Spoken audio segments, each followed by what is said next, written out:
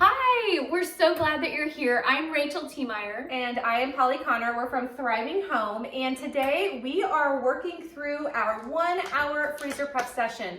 This is session number 2, and we're gonna make 6 meals in 1 hour. So all of our prep sessions, we have 4 to choose from. Every prep session is gonna walk you through how to do this. And we just picked this one to go live and show you how it's done. So just know we have kids in the house and dogs around, so this is live, people. Yeah, we're cooking right along with you with all the foibles and all the things that could happen along the way. Right. We'll find out.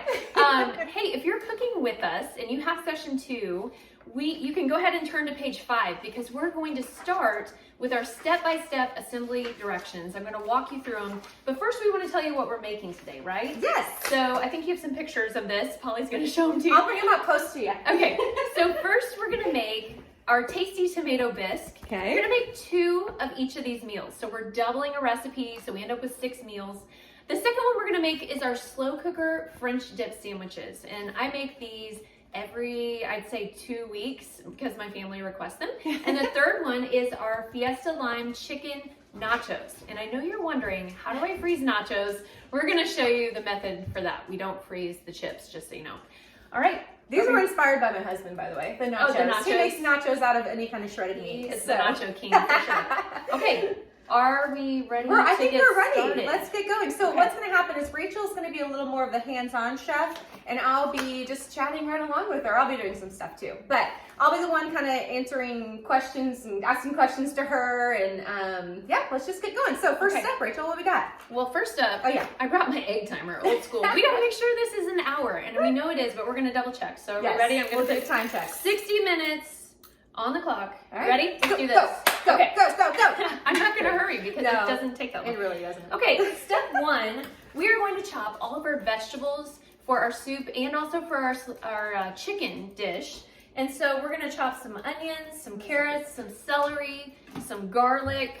We're going to chop some cilantro. I think that's it. And that's one of the nice time savers about doing a session like this is that you can do like one step for multiple recipes at one time. So a couple little shortcuts I'm going to talk you through. 1, use the peeled baby carrots. Yeah. Don't feel like you have to get the ones that peel yourself. Again, just a little shortcut. If you have the full carrots, totally fine. Yeah, and a little cheaper probably to buy the big ones. Yeah, but this saves some time. It does, sure. for sure. And then my kids like to eat the little bites too as I chop them. So that's for sure a time saver with the carrots.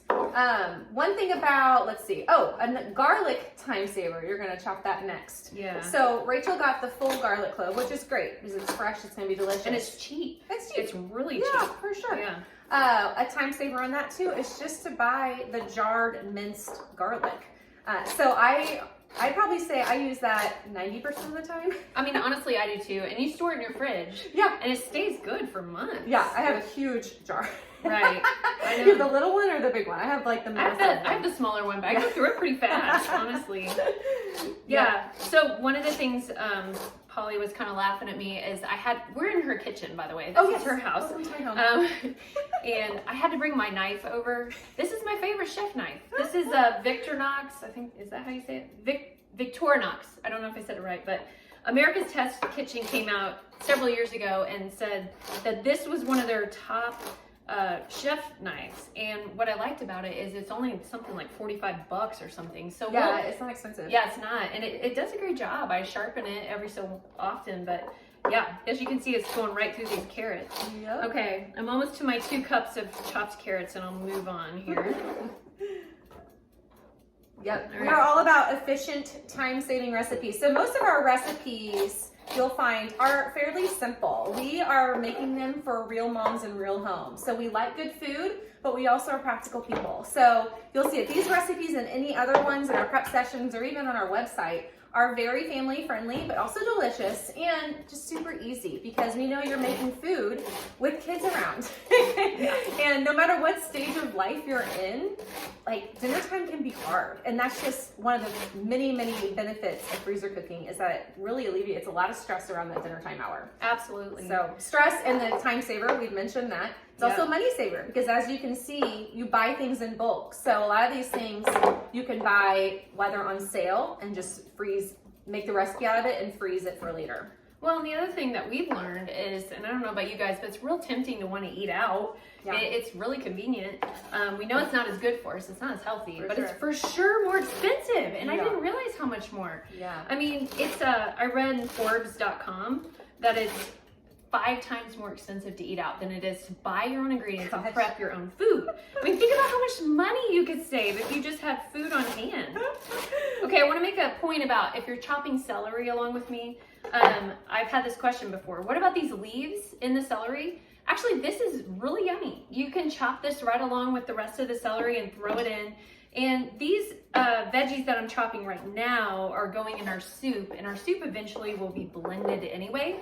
So you do want to try to chop, you know, things about the same size, Yeah. but it doesn't have to be perfect because you're going to blend it up in the end. You're going to saute it and then blend it up in the end. Yeah. So in our prep sessions, I just want to walk you through a couple things that you'll find in them. So you probably, if you have one, you already know this, but we have, like we said, 3 recipes that we're going to double. So some people are like, wait, I'm just doubling a recipe. But one of the benefits of this prep session is that we show you different ways to use the meal you just made. So you don't have to just serve it just like this. We have different ways to mix it up so it feels like a different dinner. Mm-hmm. So now, my husband chases onions around. Yes, I keep I turning used into to. this. Yes. So if you're an onion chaser, like chopping up an onion, it's like, you know, it like runs away from you. You know what I'm talking about. And then you have different pieces, different sizes. Yeah. So we have a great method that Rachel's going to show you how to chop an onion, and you'll never go back. You can see my dogs are circling here. They smell the food. Can you see them? I saw them walk through. Can you see Chauncey? That's funny. We told you, Chauncey. Okay, let me show you. I took an onion, looks like this. So on one end of the onion, you've got this like root end, Right. kind of hairy, and you're gonna actually cut off the opposite end. Don't cut off the root end, and I've already done that. Whoop, slippery little suckers.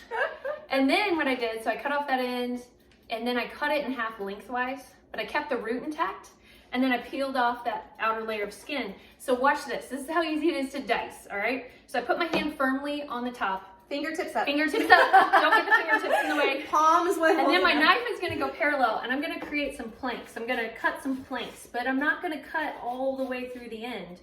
That's why that root is there, to keep this thing intact. Now, Chauncey really wants this onion. Next, I'm going to get the tip of my knife in there, and I'm going to cut some sticks. Again, the tip does not go all the way to the end, just right up to the root. And I'm going to cut some sticks across.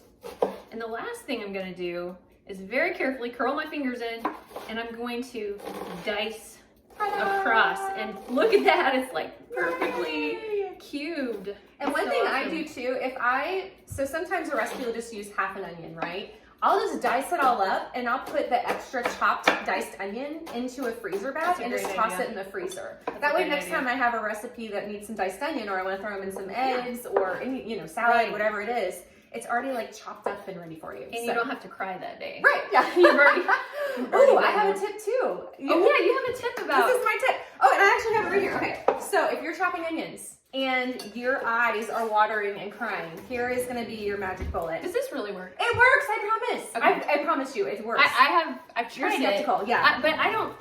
It doesn't bother me that bad because I have contacts. Right. Does that? Ditto. Well, Okay. that is true. If you don't have contacts in, it makes it worse. But Yeah. when you do have contacts in, Yeah. sometimes if I feel it starting to like kind of water, Yeah. there's something about a minty piece of gum. I think it's just minty. I don't know. So you chew a piece of gum. It while... like takes over your senses or something. Yeah. Really? Chew gum. I mean, it's probably not entirely foolproof. If you have to chop like 5 onions, you're probably gonna like, you know, have some tears. But it really works, I promise. I saw a chef one time say, this was on one of my chef shows on Netflix. Maybe you watched this. I think it was like, The Chef Show. Have you ever seen it? It's such a fun show. Okay. He said that the chef, when they had chopped a bunch of onions, wrap plastic wrap around their eyes. Come in. They have plastic wrap around their eyes. Isn't that funny? It's kind of scary to think about chopping something with like blurred vision. Yeah, for sure. I guess if you're a chef though, you probably could do it with your eyes closed. Okay. Anyway. So I chopped You did one onion. I did one onion. I'll come back to this other one, but can I show them how to do the Yes, garlic real yes. quick? Okay, so let me show you a fun trick with the garlic. You can either get a really heavy bottom glass, or I'm just gonna use the flat part of my knife. I'm gonna turn it sideways, blade away from me. I'm going to pound the top of that. Check it out. So now all my garlic cloves have been released, and here's the next thing you can do, because we need 8 of these puppies. is you do the same thing to the individual garlic clove, okay? Give it a nice whack. Your dogs are happy with that. Chauncey. And then you peel them, and then I'm gonna go ahead and mince this up. That just means like a really fine chop. Yeah. I don't do this personally, but I've seen this work, is that people will put a bunch in a mason jar and just shake it. Yeah. And then the outside edge like falls off it. Right. I'm not sure if anyone out there is So you put like this in I can between two steel bowls or something. Yeah. Like I think there's something about that makes it kind of fall off or peel off or something. Leave a comment on this video if you have some trick that we don't know about. Yes, you need to share the wealth with cookers. Like our readers and testers they know so much. I know. We learn from you guys all the time. We are humble home cooks.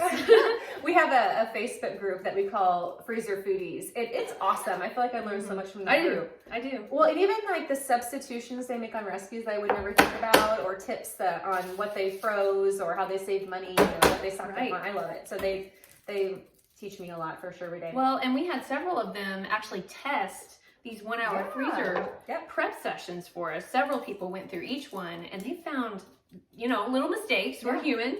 And they also made it better. They had wonderful suggestions. Yeah, that is one of the perks about these prep sessions is that we've had a team of people go through them. Not just us, but sometimes when we've written cookbooks and sometimes something makes sense to us, but when you put it in front of someone else, it's like, but I don't know what you're talking about. So we found that we for sure need people to help us make things great. So that's what we did with these prep sessions. Is every time we created one, we would send it to our team and say, okay, they would go through it, they'd make the recipes, they'd take notes, send us feedback, and it was awesome. It was really great to have other people's thoughts. And we for sure made major changes based on their suggestions. So these have been very well tested, which is really great. Because I've looked at other meal prep sessions and one, they just don't really walk you through step by step what to do. Like they just say season all the chicken, and then they just don't take you through step by step like in detail like ours does. Well, the other thing we want to make sure you guys understand is that each of these meals makes 4 to 6 servings. So you're serving your family with this, and a lot of the meal prep plans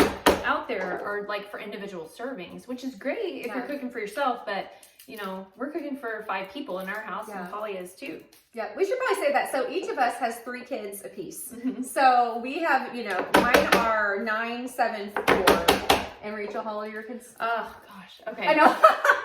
You can do this to me live. Sorry. My oldest is a 13-year-old boy. He's almost 14, and so he really eats a lot.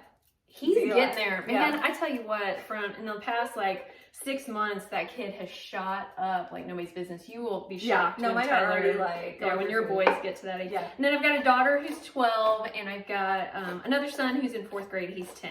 Yeah. So we have been through almost most stages of the parenting realm between the two of us. And like I said earlier, dinner time's just hard. It's hard when there's a newborn. It's hard when they're a toddler, especially hard when they're a toddler, because the 5 o'clock hour is not their greatest strength. But even in my stage, I don't know about you, but I'm running my kids in a normal year. Yeah. I'm running my kids all over the place during the dinner hour. And so it's just hard to always sit down for a family meal, but I still want to feed them something healthy at home, So, okay, here's a little tip on the garlic too, and I'm almost done here. Hopefully you might have beat Rachel on the chopping. I know. Boy, I'm going for the pre-minced garlic. Yeah, she's having a chat too. Okay, so if you want to mince your garlic, you put the tip of your knife down, put your hand over it, and then just kind of go back and forth like this, and it's really kind of fun and satisfying.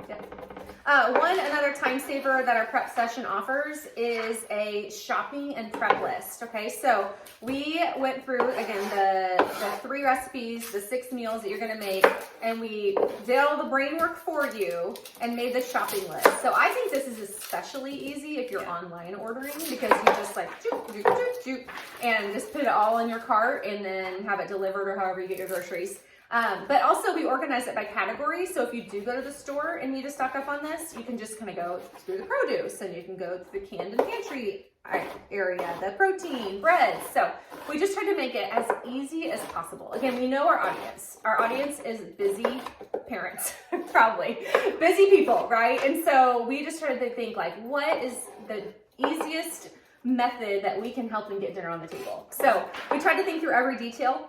One other little detail of this prep session is if you want to make one fresh. So say, for example, you wanted to do a prep session, but you want to have one of these meals tonight, which I'm guessing a lot of people will do that.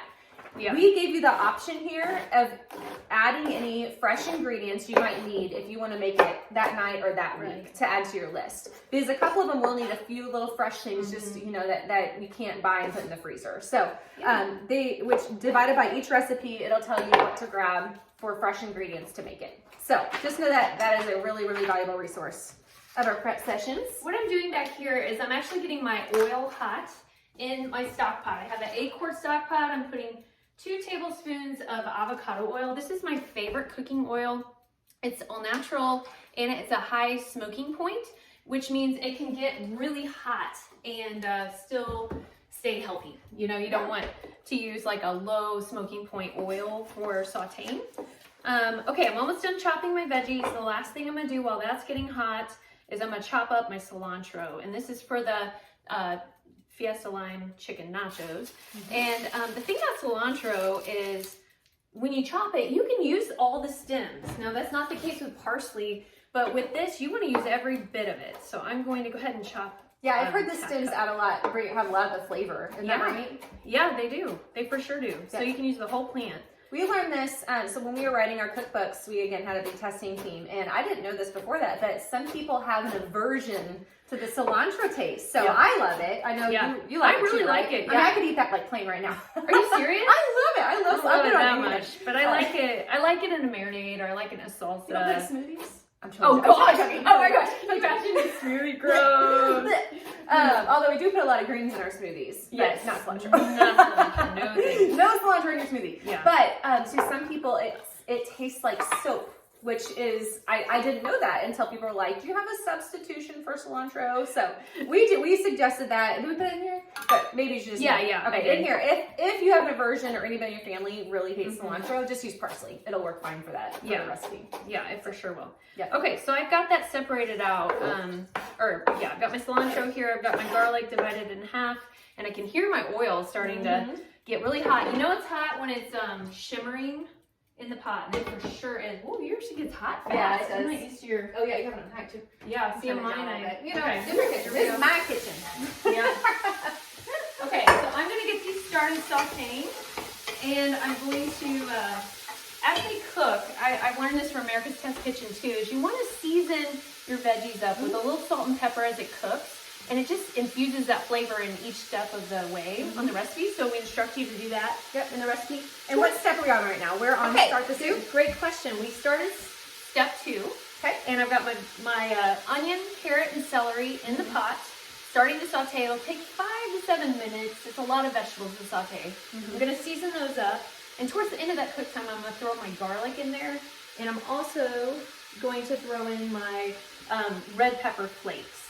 And that'll add some more flavor. Right. Now, one question we get from our testing team about these soups is, do you fully cook it and freeze it, or do you just assemble it and freeze it? So for the sake of saving time to make it work for a 1-hour prep session, we write it so that you just prep it and freeze it without cooking it. So then it's just ready to go on the stove to cook on a night that you need a dinner.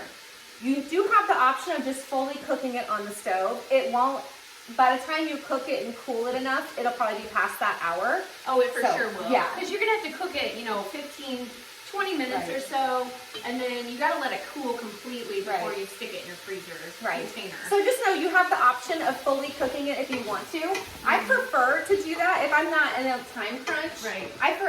Soups freeze beautifully. They're a great freezer meal for lunches, for dinners, a meal to take to people. So I really do, and they reheat really easily too without messing with the texture or taste. So it's nice to freeze a leftover. But talk about, here's the thing. When do you freeze a freezer meal? At what point? That doesn't work for every freezer meal, and we'll share that with you. Right. So you might want to touch on that. So with freezer meals, well, first of all, with soups, I just want to emphasize too, if you do fully cook it, you need to let it cool before you put it in a freezer container. Because if you put hot food in the freezer, it'll form these ice crystals, and it just kind of messes with the quality of your food. And then also it can kind of lower the temperature of your freezer if you put hot food in there. Yes. So it's just not good to put hot food in the freezer. So make sure you let fully cooked food cool. But most of our recipes you'll see, we instruct you to prep it right up until cooking. So that way, then you freeze it, and then you thaw it when you want to have it that night. and you cook it then. That way it tastes fresh, it has texture, it's not mushy, it's not beige, it's not just leftovers. Yeah, it tastes fresh. So, right. Okay, so I'm on step 2 and I've started the second part of step 2. So step 2. And a tip here is to begin actually step 3, which is adding labels to your freezer bags. So I'm going to do that. Did you want to show them what's included in the pack and what these labels look like? Yeah, when you're talking about those freezer labels, I have them right here. Wow, so I'll talk over Rachel's taping. I know, right? Yeah. So in the back of our packet, you'll find that I'll bring these up close to you. So we have already gone through the work of creating these pre-filled out freezer meal labels for every recipe that we're doing. So you can see all you have to do, like Rachel's doing, is stick them on the bags. Now we have learned over time packing tape works the best. I'm not using it because it's loud right now. Okay. But I would normally. We have it out here for demonstration. Yes. So packing tape does work the best because it just stays on the best after the meal has frozen and thawed. And then we've also learned, did you just say this? That it's easier to do it before you put the food in it for sure. So again, that's just one of those lessons you learn. And before you freeze the hard way. Yeah. Once it freezes, it has moisture on it. I have found many of freezer labels in the bottom of my freezer and then a mystery package of food. So anyway, what I was trying to say about these freezer labels is that we include all the cooking instructions on there, which is nice. We have a place for you to put where the date that it was created. That way you kind of know how old it is. And then any side dish or serving ideas that we suggested in the packet to put on it. So, Rachel, I have a question for you. Yes. How long is a freezer meal safe in the freezer? Okay, this is kind of a trick question. So we suggest that just for optimal flavor, maybe eat it within 3 months. That is not a hard, fast rule by any means. I've eaten much many. longer. I know. I was gonna say I've eaten many a freezer meal, 6 months to 9 months to maybe even a year out. Yeah. But the key is, can you stir that, please? The key is keeping it frozen solid the whole time. If you keep it frozen 100% of the time at 0 degrees in your freezer, get this, it is safe to eat indefinitely. What? Yeah, I'm not kidding. The USDA says that, not Rachel Tiemeyer. The USDA says that it is safe indefinitely. So just make sure your freezer meals are really frozen. But there's kind of a point where, they lose moisture, it affects the texture, and so that's why you want to eat it, 3 to 6 months or so. Right, and it really also depends how well you package it. So a big thing is air is the enemy of freezer meals. Yes. Freezer cooking. So if you have a vacuum sealer and you want to freeze a marinated piece of meat, that's going to last a lot longer than a big old container like this where air can get to it. So the less air, the better on your freezer meals. Really, any container will be fine until about 2 or 3 months. But if you know you're going to keep it longer, I would say try your best to get all the air out of there. If you're using a Ziploc bag, just squeeze as much air as you can. So air is the enemy, and your meals will last a lot longer if they're not exposed to that. Okay, I'm just letting you guys know where we're at now.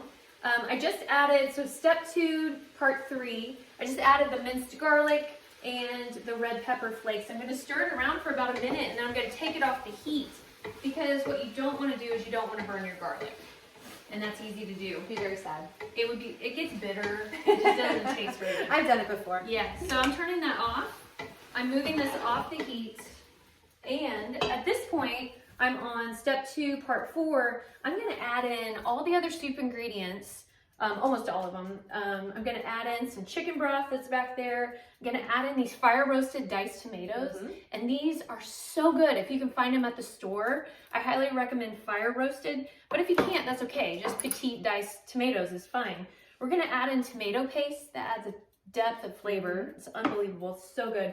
We're going to add just a little bit of sugar, which is kind of a interesting ingredient, but it really helps cut through the bite of the tomato. And then just some more salt and pepper. So I'm going to get to work on that, and then we're going to set our soup aside to cool. Yeah. Now our fire roasted diced. I don't know how to use her. I'm in her kitchen. She's on my turf right now. Isn't that funny? I was like, that is not. You're how like, mine no, works. I can't. Is this left-handed? What is No, this? I don't know. It's Hilarious. what I got. Okay. I actually asked for a new one for Christmas and I didn't get it. Well, you know they make those edgeless ones. I know. I That's kind of wanted. safer. I That's what kind I of have at wanted home. one, and Yeah. I didn't get it. So this will do.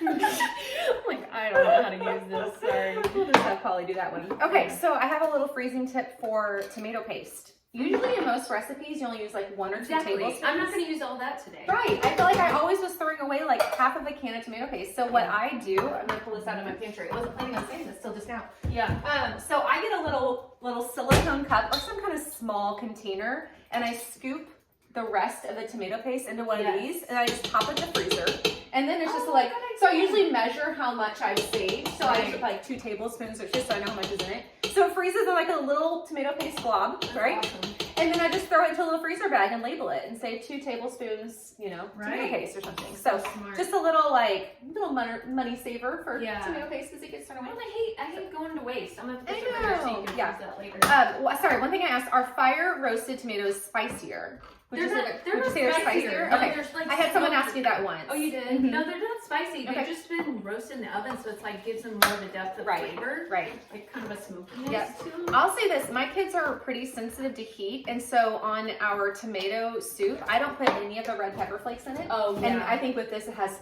plenty of flavor. And yeah. it's for sure really good. So I've learned for my crew, especially this is something else about freezer meals, is that when you make a freezer meal, it kind of intensifies the taste a little bit. So things will get a little bit spicier over time, or even salt? Does salt get a little? It can get a little pepper? saltier. Yeah. So the flavor will kind of increase just a touch, not a ton. Yeah, not a ton. But I find that really true with spicy. Spice. I would say that's true. Things get spicier. Yeah. So always err on the side of less, and you can always add more later in the road. That's especially true with Instant Pot meals too, if you're an Instant Pot user. So Instant Pot just really increases that flavor. So we learned that. We also have an Instant Pot cookbook.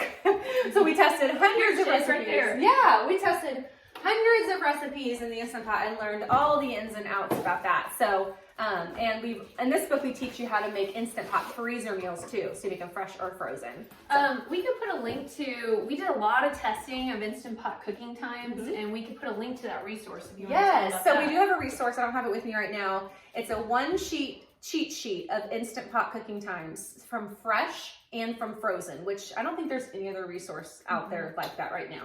And I'll say this, there is a ton of misinformation about the Instant Pot on the internet.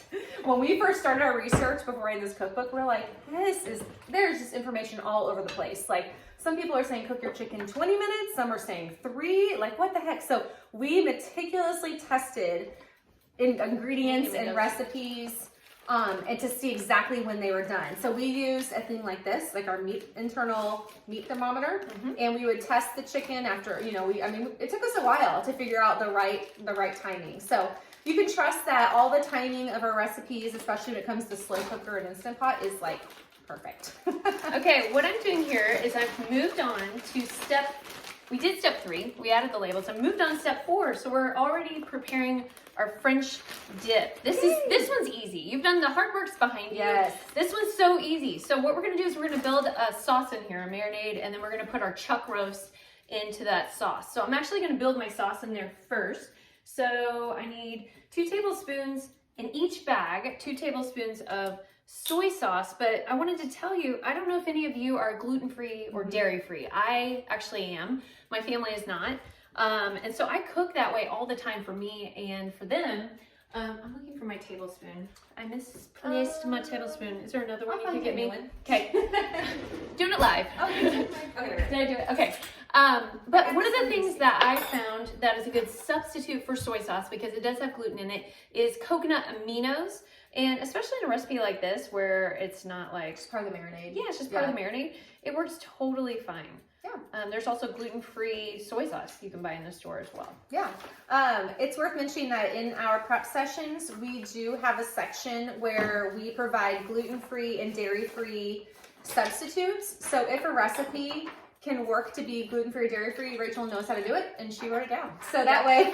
Or we asked our freezer foodies, a lot of them know tips and tricks too. That was one of the most requested features that we got after our last cookbook came out. Was like, we want more gluten-free, dairy-free alternatives in our recipes. What I just put in was minced dried onion. So this is French dip, but we are taking shortcuts. We're not like using a bunch of chopped onion or sauteed onion. We're using that, and it actually infuses a ton of flavor. This is a great marinade, great sauce. Yeah, this is one of those recipes that people just love because it's a dump and go. We hate that word. It's like a dumpy recipe. It's a drop and go. Drop and go, but people like use dump and go. So essentially you're making this the meat and the marinade, and you'll freeze it just like this, and then you let it thaw. We'll talk about how long the thaw thing's here in a minute. You let it thaw, and then you just dump it in the slow cooker, and this is one that can cook all day, which is great because we love all-day cooking recipes. Now, Rachel, there is a type of meat that many are misinformed about. Should that we you wait? cannot We can tell them on our next recipe. wait? Okay. Yeah, we'll wait.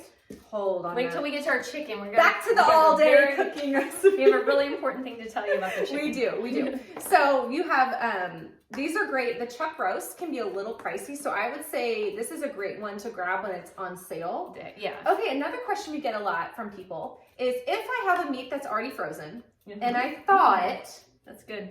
can I refreeze it? Yes. So basically, can you refreeze previously frozen meat? Well, think about this. Most of the meat you buy in the store has been previously frozen. Right. We freeze it all the time when we get home. But yes, for sure, it's completely safe to do that. The USDA says that. Yep. We've done it many times. It really doesn't mess with the texture either. It really we doesn't. haven't found that it does. No, I've never had a problem because we also get Butcher Box, which is like organic free-range chickens delivered to our door, and that is frozen when it comes, and I for sure let it thaw, put it in a recipe, refreeze the recipe as a freezer. Yeah. Never had a problem. We should put a link to Butcher Box. Yeah. That's a good place to get these meats too that are, they're high quality and affordable at the same time, which is great. And healthier. They don't have all the hormones and antibiotics and all that kind of stuff. Yep. Okay, I'm just still working on my marinade here in step 4, throwing in my bay leaf. And remember, you can pause at any point. That's the beauty of the video, is that if you get behind or you have a situation unfold in your home, that never happens here. We don't understand that. Situations, what? We have all of our kids like farmed out right now. Let's be honest, mine are on screens upstairs. Maybe we should. Didn't we try to bribe him with a donut? Okay, well, I didn't provide bribes quite yet. If they started like surfacing, the bribes would have come out. I didn't want to like use all of my tools quite yet. Right, yeah, exactly. Okay, so I have, what else do I need to do here? I need to do my 3 cups of beef. You're very talented to be able to chat and do all this at the same time. I'm gonna be honest. I'm hoping I didn't screw up one of our. Yes, I just realized I forgot the sugar and the. I forgot. No, I did the sugar. I forgot the salt and pepper back there. But we'll get it. We'll get it. You know, it's on their sheet. They'll know what to do. Yeah. So you just follow this, not Rachel. Yeah, exactly. But anyway, my family, every member of my family likes this meal, which is like with the ages of my kids is an accomplishment. So this is just like a meaty almost a meaty grilled cheese. You put it on the sandwich. And the meat is so flavorful, and you can like add a ton of cheese if your kids and tell them it's a grilled cheese with some meat. Yeah. So we like this one. This is and if you're gluten and dairy free, the meat itself is so good. Just I eat the meat by itself, and I roast a bunch of veggies with it, cut up some fruit, something like that, and it's a healthy dinner. Now, another common question we get about freezer meals is, can I put my freezer meal? Thank you. Can I put my freezer meal in the crock pot frozen? Okay, so there are mixed let's opinions on say that this. again. That's a really important question. Okay, that's a big question. Can you put a frozen meal in the slow cooker? Can we put this frozen French dip into the slow cooker? Right. Okay, so we don't want to be the bad guys, so we're going to blame it on FDA. The FDA says no, and here's why. It just remains at I'll open that for you. Thank you. It just remains at an unsafe temperature for too long. Like for that thing to thaw out and to start cooking would take hours and hours in a slow cooker, and it would just be at an unsafe temperature for too long. So there's just more chance of bacteria to spread in it. Now, I know people do it, and people online advise it, and every time we see that, we're like, No, I don't think it's a good idea. Until the government tells me it's okay, I'm not doing it. So we hate to be the bearer of bad news on that, but you should not put frozen meat, especially, into a slow cooker and expect it to thaw and cook on its own. It would be easy. Now, here is one alternative. You can put a freezer meal into an Instant Pot and cook it there. Yeah. So that's one of the great things about our cookbook and many of our recipes is that we give freezer meal instructions for the Instant Pot. So that's a great thing is a lot of times you can put your frozen, if I was freezing this for an Instant Pot, I'd freeze it like in a circular container. So it'd be the shape of the Instant Pot. I actually have it right here, I can show you. While she's getting that out, I'm just going to show you, be sure to wash your hands anytime you touch raw meat.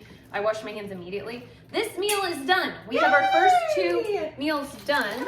So we're gonna just kind of set them here so you guys can see the fruits of our labor as we work. So one thing I want to show you, if you were going to freeze it for the Instant Pot, which a lot of people ask, can the slow cooker meal be cooked in the Instant Pot?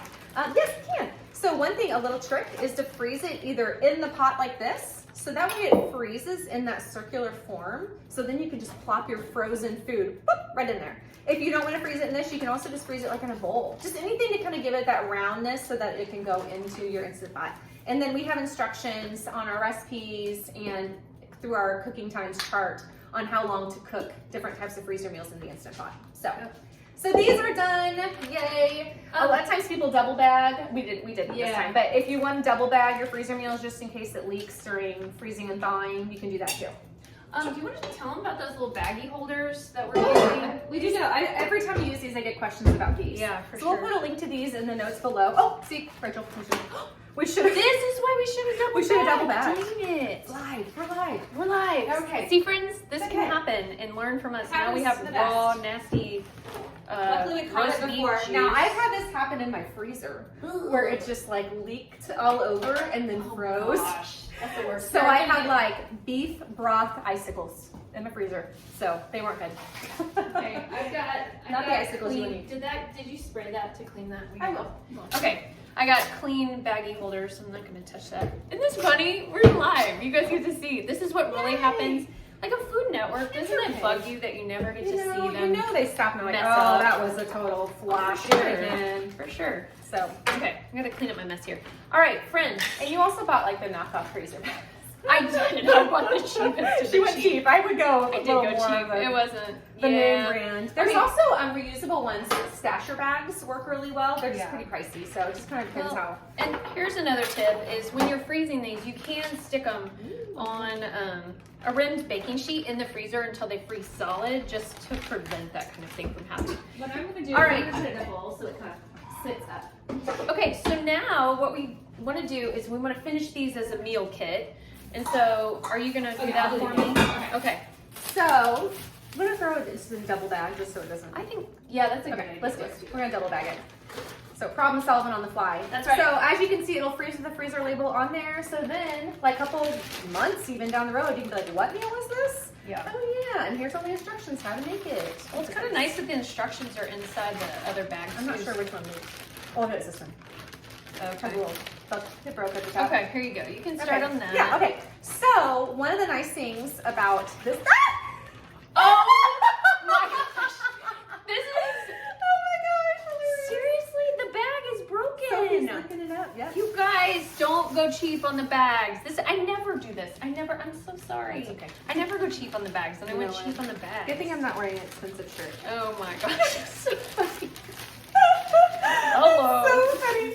Okay, what I was saying before I got splashed with beef juice. Her dog is licking it up. I'm sure cleaning up the floor. That's the okay. perk of having a dog. Okay. I'm gonna clean this up. That's so funny. Okay, so anyway, what I'm trying to do here is you freeze it as a kit, which is nice because then you don't even have to think ahead about having the cheese and the bread that go with it. So I would just, if this were me, I would put that double bag meal. 100%. Non-cheap off-brand Ziploc. Not cheap on bread. What we like I'm gonna put an apron on now. Just kidding. Okay, so I would just freeze this all together. So you have the buns and the cheese and the meat. So pretty much now you just have everything you need for that meal. And all you gotta do is make a side dish or something if you want. You don't have to. This one's hearty enough to not have anything at the side, but a fruit or vegetable probably. So I would just freeze it like this in my freezer. Yeah, and you could write the name of it on the outside with a Sharpie. And we had one recipe tester say that they use the 2-gallon freezer bag. 2.5 gallon Yeah, you can freezer get the bag. really big ones. But we just have so many of these grocery sacks sitting around. I was like, let's put those. So to this use. would go in the freezer. I'll just set it back here so it's kind of, I don't know, you think back here? Or you want to have it? Yeah. Okay, so we're gonna make 2 of them. I guess we can set it up here. Okay, I'm now moving on. Guys, we have 2 down, 4 to go, but we're getting close here. Time on the clock. We're chatting. I still got 25 minutes. Yeah, we're good. We're good. I just realized that's supposed to. All right, so I'm gonna work on the Fiesta line chicken. So I'm now moving to step 6. All right, and this one's easy peasy, lemon squeezy. limey squeezy. It's got lime in it. All right, so for this one, we're gonna build our sauce in there. We're gonna do 1.5 cups of salsa in each bag. I'm gonna eyeball it because I know this is about Close enough. 2 cups or so. That's a lot of times just what you do as a cook. You're just like, I know. close enough it. Close enough. I like that. My husband can't handle that, but I like That's to. funny.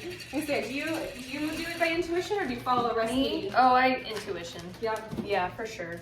Are you kidding? I'm always tweaking. A lot of people, yeah, that's Always. true.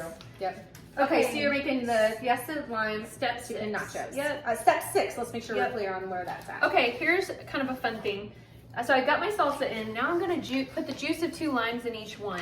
So a trick for getting your limes really to like give a lot of juice is to push on them and roll them on your cutting board. If they're still really tight after that, stick them in the microwave for like 10 seconds. That was a Rachel Ray tip I learned years ago. Yep. So let me get those all nice and ready And to go. can people use the not canned, but the I bottled lime I know juice? they want to, but I'm just gonna go ahead and nix that because this is so good. It's so much better. It is so much better. It's fresh. I mean, in a pinch you can if you're totally out I'm not gonna. of limes. I'm gonna judge you a little bit if you do that, but I'm not gonna totally judge you. Don't say our recipe was bad if you use that. Yeah, okay? exactly. Exactly. We tell you to use fresh lime. Listen to it. Yeah. Okay, so this is squeezing pretty easily and getting a lot of juice. You'll get like probably 2 tablespoons of juice out of each lime. Yeah. But didn't you say you have a trick? I have a little trick. You do? So sometimes limes don't always squeeze out that easily. Okay, we split 1 1/2 for me. I'm gonna show you Yeah. the trick. I'm gonna reach across you. Okay. Watch out. I'm ready. Yep, Ready. yep, Doesn't matter. Okay, so if sometimes you get those limes that are just like really firm and just don't play nice. This is not Do it in endorsed by any chef Do it whatsoever. in this one. But so this is don't what I mix do. it. I get anything that has like handles, so it's my can opener that you hate, and I just use it and I just use it to squeeze, and it's so much stronger than my hand. Look at that! Wow. And it just runs down and That actually. look at that. That I'm telling you, it's puts out a lot more juice. yeah, it gets a lot more juice out of it, and me it try. especially it works great. Now sometimes the lime can kind of slip out of it. It's not foolproof. So you got to get the lime in there. That's a great idea, Polly. See? I love that, and it doesn't I know. hurt my hands. I know it doesn't hurt your hands, and then yeah, it just Oh, that's a really good works idea. great. Can I show you that my trick that probably isn't approved for doing at home? Like Do maybe chefs use it? I probably not. It's like a don't try this at home, but you could. It's kind of fun. Are you ready? Yeah. Are you ready? Yeah. Yeah, that one's yours. Oh! No, I'm telling you, it got so much juice out of it. Oh, You ready? Jaw Let's make this power, which is stronger. The can opener your Rachel's jaw. Oh my gosh, that is tart. Okay, we got the lime juice. Now you're in gonna there. have like tingly face from the Okay, acidity. so now I'm going back over here and getting the rest of my garlic. I'm going to divide it in half between each bag. Now this is a recipe, the Fiesta lime chicken nachos is really versatile because, well, you can use it as nachos as we described, which is basically making the really flavorful chicken, shredding it and putting it on nachos, which is, love it that way. And then that's a great way like to create a freezer meal that has texture and doesn't feel like you're just eating shredded meat again. Yeah. But you can also put it, I put this in wraps a lot of time. You can put it over a salad. You can make a chicken bowl out of it. So it's just one of those like chicken marinades that you can just use in so many different ways. Right. And the great thing is you can cook it in so many different ways Yeah, too. you can. So you can bake it, you can slow cook it, you can instant pot it, you can saute it if you wanted to. Right. So, and I think we included all the Included all the different ways you can cook it. Right. I'm using my food mover right now, or bench scrape, to put the cilantro in. I've divided the cilantro in half. I did a little too much, so I'm gonna save that for something else later. Okay, what else do I need here? I've got my cilantro. I need some cumin. I love cumin. Don't you love the smell I of cumin? do. Yeah. I read Feel that. Yep, It's like that's a good one. I get the big old jar of that because I use it a lot. Yeah, that's a good so one. Good. Yep. Now, how long, if I were going to cook this in the slow cooker, how long do you think? It's gonna be chicken. Chicken in the breast. slow cooker. How long do you think chicken takes to cook in the slow cooker? So think in your mind what the answer is. And you're talking about boneless, skinless chicken just breast. chicken breast, a chicken breast recipe. By the way, this is 1 tablespoon. I had to use the teaspoons because my tablespoon was dirty. Sorry about that. No. Okay, so when we were testing recipes for cookbooks, we wanted to get the perfect timing for chicken. And believe it or not, chicken was done after almost 3 hours, right? 2.5 to 3 hours. 2.5 to 3 hours. Now, how did we know it was done though? That's the question. Yep. So chicken needs to have an internal temperature of 165 degrees. Now we would seriously test it almost hourly to be like, when does chicken actually get done?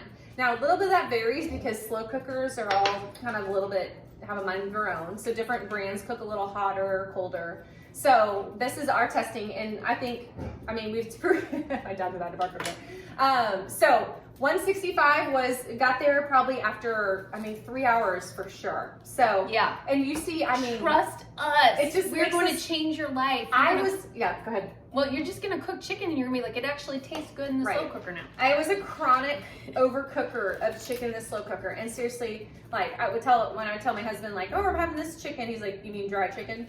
Like, because it was just, I would follow the recipes online, which were like having me cook it for like 6 to 8 hours. Yeah, you can't, totally chicken's wrong. Just not an all day slow cooker recipe. I wish it was. Yeah. It's not, it can't be. So, trust us on that. Follow our instructions on that, and don't overcook your chicken anymore. It'll be really, really good, I promise. You want to go ahead and seal those. Yep. Hopefully. Really well. Might want to double. I don't want salsa on my shirt and this time. Squish it around too, yep. So it gets all flavor mixed in there. Yep.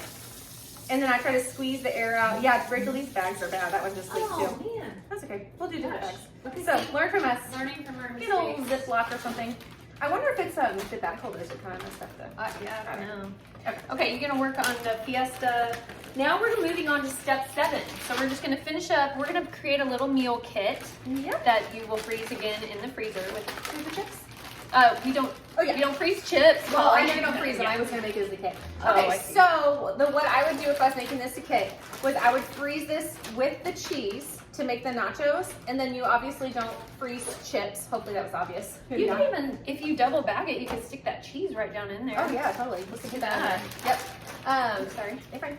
And so I would just buy chips when I did this shopping for this, and then just stick them in the back of my pantry. Right. And just in my mind kind of mark it as like, okay, that's when we have our nachos. Right. So just stick that in your pantry. They won't go bad for a long time. Yeah, so just buy those. So that way you just have now a whole dinner ready that your family will really like. I like these too because you can customize them. Nachos are just, some kids, like my 4-year-old, will just have cheese, right? But then if the adults like to have a little more veggies and just more toppings with it. So, okay. All right, 2 more done, guys. So 2 more down. Good job. Now listen, we're on the tail end of this, and we are now on step 8. Yes. So we're going to just package up our soup, and then we're going to celebrate. Yeah. Okay. So one thing to keep in mind too with this packet, one thing our testing team said is, hey, if I want to make one of these recipes not in the prep session, can you include just the recipe on its own? So we were in our, able to in our packet include individual recipes that you could just make on your own. They do have the freezing instructions on here too. So if you just want to make, double and freeze the slow cooker French dip sandwiches, double and freeze that on its own. So you don't have to do it within the prep session. Okay, so I'm kind of cleaning up here. Guys, I have 15 minutes on the clock. All I gotta do is throw this soup in here and we are done. Right, I'm gonna step out real See, and quick. we were even talking, we made a mess. I got spilled on. Working, you got spilled on. So here's what I'm gonna do. I'm gonna move this soup, it's not hot, up here. You know what, do you have a ladle? Yeah. That might be the best, I'm thinking a ladle might be the best way. What we're gonna do is, and since I have you here to help me, I may have you actually hold this one could be a the little bag tricky. open. So these bag holders can maybe help with this, but if you got, you can recruit a person. And this gets pretty full too. To hold it up, yeah. So we're gonna basically divide this in 2, and now as a reminder, this is soup that is not cooked, right? So this is just gonna be prepped for the freezer, and it's just gonna be ready to go into on the stove after it's thawed. Yep. So when you thaw a freezer meal, there are a few different options on ways to do it. The ideal way to thaw a freezer meal is in the fridge. So if you can plan ahead enough, probably about 24 hours, depends on the recipe. Some of the bigger ones take a little bit longer. So it takes a little bit of thinking ahead, a little bit of menu planning in your mind. You let it thaw in the fridge for 24, 48 hours. Now the second option, Rachel, you want to say that? Hang on, I was counting in my head. Oh. Okay, that was. Just eyeball it. I'm sorry. Okay, yeah, I know I can totally eyeball eyeball it. it. The second option is the cold water bath.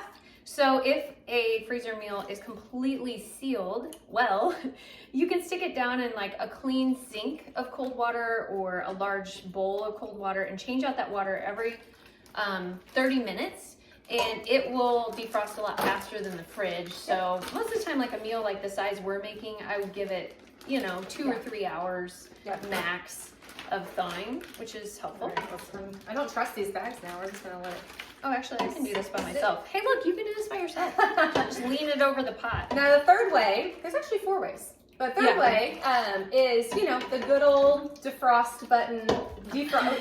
We had a disagreement. We realized we say defrost differently. How do you say it? Defrost. Defrost. You say defrost? I use the defrost button. I also what do you guys say? Defrost or defrost? I say defrost. What's the other word you say weird? Milk. Milk. Milk. It sounds weird. It sounds right to me. Milk. Cement. Cement. Cement. How do you say Pecan? Pecan. Yeah. Yeah, I don't say Not pecan. I don't say pecan. No. If you're from the South, you say pecan. I heard Paula Dean one time, she goes, what does the truck driver always have on hand in his truck cab? A pecan. Okay. Oh Get my it? gosh. So bad. Back to thawing. So bad. Defrosting. Okay. So we've all done it. You forget and you realize you need to thaw a meal quick. You can pop it in the microwave. The only reason we don't suggest this way is because it can kind of start partially cooking it as it thaws. But you know what? Do what you gotta do sometimes, right? The main thing is to know is thawing on the counter is probably not safe. Well, I shouldn't say probably, isn't safe either. So don't thaw meals on the counter. Just again, it kind of stays in that unsafe range for a little too long. Now the fourth way again is the Instant Pot. Is that my fourth way? Yeah, that's like I'm gonna get double bags. So again, you can cook a freezer meal in the Instant Pot. So that's another, if you kind of just realize, oh my gosh, I didn't thaw my meal, pop it in there frozen. I'm gonna double bag these. We've learned. You've learned from yes, us. I'm gonna say, you see what happens if you don't. That's gonna be a big boy. Yeah, this is a big guy. I think that they're So when you freeze soup like this in a bag, and there's other ways you can freeze it. You could use a rigid container. But if you freeze it like this, especially if you double bag it, we suggest laying it flat on like a rimmed bake sheet like this and throw it in the freezer until it's solid. And then it's flat and you can stack it in there. Makes a lot more room for so if you don't have a secondary freezer, like a deep freeze, this is a great way to store these. Is freeze them flat and then they can stack up on top of each other. Yeah. Okay, so this is almost done and we're almost ready for our final celebration, reveal, what have you. Oh my gosh. There we go. We got it. There we go. We got it. Woohoo! Normally you don't have to do that. Get the good bags. Yeah. That's what we learned. Okay, so let's move all this stuff so you guys can see the fruits of our How much time labor. we have left? We got 10 minutes left. 10 minutes! And that was like with a lot of chatting. I know. And I thought you cleaning would up be faster than us. and cleaning up messes. Yep. See, actually, this is great because it leaves time to clean up Yeah. the messes. 1 hour, 6 meals. This is your future self. Well, thank you. Now, Yeah, I'm so proud. anything else you want to add about? Let's see. We covered it all, right? The thaw stuff. Yeah. Did we talk about how we provide side dish ideas? Did I say that? Okay. Well, you can show. Oh, okay. I'll walk you through here. So one last final walkthrough through our freezer prep session. So we have 4 of these available, 4 different sessions. That way you can pick and choose which one's going to work best for your family. They're only on sale until Monday, and then they'll be back to their normal price. Yeah, when we go through launch week, Right. we have them on sale for our launch week, and then they're they go back discounted on sale. until Monday. Yeah. So they'll still be on sale. They'll be As of available the date to of you. this video. Right. Yeah, True. Watch for sales if you're watching this later. Right. So right now, hop over and get it. But we have 4 different sessions right now that we just launched, and we made session 2. But every session will have 3 recipes that you double. We will have ways for you to mix it up so you can serve them in different ways, and side dish suggestions, which a lot of people just really wanted those. Again, our testing team was like, we want to make this a no-brainer for you. Don't make me think. Right. You use your brain enough for all the other wonderful things you're doing in life. Right. Let us do this work. Exactly. Same thing for shopping list. No-brainer. We've just made it for you here. And then also suggestions if you want to make it fresh that week. We have gluten-free, dairy-free options, equipment needed. So that way you can get all your stuff out like we just did. And so you aren't like scrambling all over your kitchen. We have last-minute pro tips too. So from us, we have been cumulatively freezer cooking 25 years. Yeah. So we've made this a lifestyle. We know the ins and outs. We've written 2 freezer cookbooks. We know what we're doing. So we provided we just gushed that information into that freezer quick start guide. Yes, so I'll show that here in a second. And then let's see, you have your freezer meal labels, like I showed you earlier, for each meal. Then we have the individual recipes too. So that way you have them if you want to make them outside of a freezer prep session.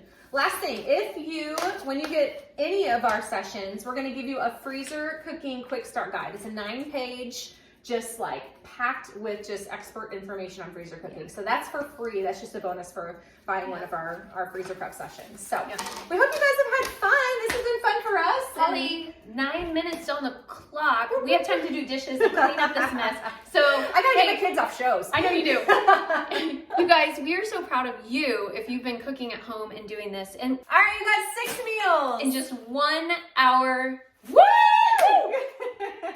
Enjoy, guys.